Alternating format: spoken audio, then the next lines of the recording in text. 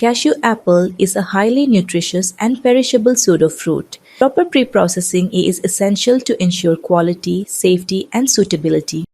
Fully ripened, uniformly colored, and good quality cashew apples, harvested from the tree, are suitable for processing. The apples are thoroughly washed 2 to 3 times in clean, potable water to remove adhering dirt, debris, and surface contaminants.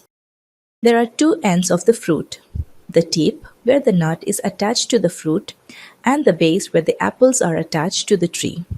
The tip and base should be cut before pulping or juice making, as the base, narrow end, has more tannins, and the tip, broader end, is sweeter but has more fiber. The cashew apples are cut into smaller pieces and fed into a pulper or mixer to obtain a smooth pulp.